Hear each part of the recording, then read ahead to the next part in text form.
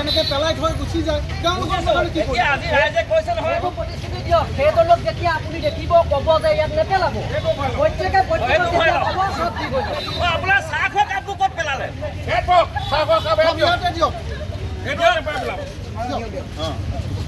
আৰু আজিৰ পৰা সংকল্প এনেকে য'তে ত'তে জাবৰ পেলাই পৰিৱেশ প্ৰদূষিত নকৰোঁ আমি আমাৰ মৰাণ নগৰখন স্বচ্ছ কৰি ৰাখিম আমি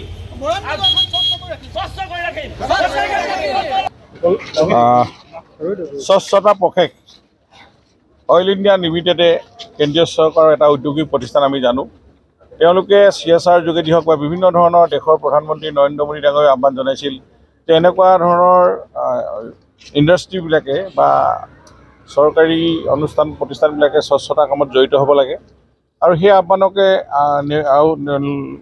তেওঁলোকে হাৰুগত কৰি আজি মৰাণত তেওঁলোকে যি 15 দিনীয়া স্বচ্ছতা প্ৰশেকৰ আজি সামৰণি দিনত ইয়াতে কৰিবলৈ আহিছে অইল ইণ্ডিয়া অফিচাৰসকল তেওঁলোকক আমি ধন্যবাদ জনাইছোঁ। আজি মৰাণ চহৰখন যদিও সৰু বহুত ব্যস্ততাপূৰ্ণ এখন চহৰ গতিকে ইয়াতে আজি এই ৰাস্তা ড্ৰেইনকে আদি কৰি বিভিন্ন ধৰণৰ স্বচ্ছ কাৰ্যসূচী দিনজোৰাভাৱে চলিব। তেওঁলোকে এটি ফাণ্ডো আমাক দিছে মৰাণ পৌৰসভাক যাতে আমি ক'ৰবাত ডাষ্টবিন আমি ক্ৰয় কৰি আমি ৱাৰ্ডৰ ৰাইজক সহায় কৰিব পাৰোঁ।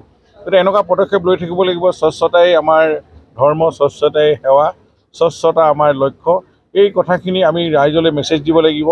স্বচ্ছতাই মানুহৰ মন মগজু শক্তি বৃদ্ধি কৰাৰ উপৰিও সমাজ গ্ৰহণ কৰে। স্বচ্ছতাই মানুহক কাম কৰিবলৈ কাৰণে প্ৰেৰণা দিয়ে আৰু ইয়াৰ এটা সুস্থ পৰিৱেশ ৰচনা কৰে। গতিকে স্বচ্ছতাটো আমি প্ৰতিদিনেই অকল নিজৰ ঘৰখন, নিজৰ অঞ্চলটো, নিজৰ চহৰখন আমি পৰিষ্কাৰ পৰিচ্ছন্ন কৰি ৰখাটো দায়িত্ব। ইয়াক এক এৱাৰনেছ শ্ব' ইয়াৰ জৰিয়তে সমাজক দিবৰ কাৰণে আজি আমি সকলো ইয়াতে গোট খাইছোঁ। অইল কৰ্তৃপক্ষ মৰাণ পৌৰসভাৰ যুটীয়াভাৱে এই স্বচ্ছ কাৰ্যসূচীটোক ইয়াতে আমি ৰূপায়ণ কৰিম। এই কাৰ্যসূচীটোত সকলোকে সহায় সহযোগ কৰিবৰ কাৰণে আমি আহ্বান জনালোঁ। বান পৰিস্থিতি কমিছে 2 এদিনত, কিন্তু আকৌ আজি যোৱা নিশা দিচাঙৰ পানী বাঢ়িছে। পুনৰ আকৌ পানী আমি যোৱা 2 দিন ধৰি আমি বিভিন্ন ধৰণে ভেৰিফিকেশ্যন ইতিমধ্যে জিলা কৰ্তৃপক্ষই য'ত যিমান ক্ষতি কৰিলে এছেছমেণ্ট কৰি আছিলে, কিন্তু আজি আকৌ অলপ পানী বাঢ়িছে। মই ভাবোঁ এইখিনি উজনিত আমাৰ অলপ কমিছে, কিছু দিচাং নৈখন আকৌ পুনৰ বাঢ়িছে। গতিকে খেতি পথাৰ বিস্তৰ ক্ষতি হৈছে। আমি এইখিনি কেনেকৈ যোৱা মৰিব পাৰি আৰু আমি কঠীয়াৰ পৰা বিভিন্ন ধৰণৰ ৰাজহুৱা অনুষ্ঠানো লৈছোঁ কেইবাটাও। আজিও এতিয়া মই চপৰাইত এটা কঠীয়াৰ পৰা কাৰ্যসূচী লৈছোঁ। গতিকে এইখিনি দুখীয়া কৃষকৰ মাটি যাতে চন পৰি থাকিব নালাগে, আমি কঠীয়া বিতৰণ কৰি আমি সকাহ দিম বুলি আমি ভাবিছোঁ। গতিকে এনেধৰণৰ কাৰ্যসূচী চৰকাৰী ফালৰ পৰাও যিখিনি ক্ষতিপূৰণ দিব লাগে এইখিনি তেওঁলোকে এছেছমেণ্ট কৰি আছে। ঘৰ বাগিচা কাৰোবাৰ কৃষিভূমি নষ্ট হৈছে বা বিভিন্ন নষ্ট হোৱা এইখিনি DC যোগেদি আমি 12 আগষ্টৰ ভিতৰত এইখিনি ৰাইজক এই ফাণ্ডটো ৰিলিজ দিয়াৰ কথা আমি সিদ্ধান্ত কৰি ইতিমধ্যে জিলা আয়ুক্তসমূহলৈ নিৰ্দেশ দিয়া হৈছে আৰু আমি পৰাপক্ষত মাননীয় মুখ্যমন্ত্ৰীৰ নিৰ্দেশত আমি এই কাম কৰি আছোঁ। আৰু তেওঁলোক যি ঘোষণা কৰিছে যে 12 তাৰিখৰ ভিতৰত ক্ষতিপূৰণ পাব লাগিব আৰু তেওঁলোকে যাতে পুনৰ ঘৰখন বা নিৰ্মাণ কৰি ল'ব পাৰে বা তেওঁলোকে পুনৰ সংস্থাপিত হ'ব পাৰে। আপোনালোকে চাওক, চাফ চিকুণতা এদিনীয়া কোনো দেখুওৱা প্ৰদৰ্শন কৰা দিন নহয়। আমি টাউন কমিটিখনৰ ৰাস্তা পদূলি আৰু খাল যিবিলাক আছে সেইবিলাক আমি সদায় দেখি আছোঁ আপোনাৰ জাবৰ জোঁথৰে ভৰ্তি হৈ আছে।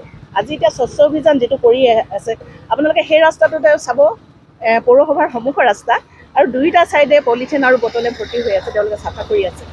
এইবিলাক আচলতে পৌৰসভাখনৰ মানে চাফা কৰাৰ দায়িত্ব বুলি ভাবোঁ। আৰু আমি কি হয় নাগৰিকসকলক আমি সচেতনতাৰ কাৰণে কিছুমান কাম কৰিব লাগে। মই সেইদিনা কৈছিলোঁ যে আমাৰ এই প্ৰগ্ৰেমটোত আমি এজন যদি বক্তা বা এনেকুৱা ধৰণৰ আনিব পাৰোঁ আৰু পলিথিন আৰু বটলে জৈৱ বৈচিত্ৰ্যৰ ওপৰত বা মানুহৰ ওপৰত বা জীৱ জন্তুৰ ওপৰত, প্ৰকৃতিৰ ওপৰত কি প্ৰভাৱ পেলায়, যিটো আমাৰ মানে এটা পলিথিনৰ বা বটলৰ এটা দম হৈ যায়, সেইবিলাকে গোটেই প্ৰাকৃতিক পৰিৱেশ এটা বিনষ্ট কৰিছে। গতিকে আমি ভাবোঁ এই স্বচ্ছতাবিলাক এদিনীয়া নহওক, এই স্বচ্ছতাবিলাক টাউন কমিটিয়ে পদক্ষেপ লওক, টাউনখন ধুনীয়া কৰি ৰখাত, সুস্থ কৰি ৰখাত, চাফা কৰি ৰখাত সেইটোৱে মই কামনা কৰোঁ।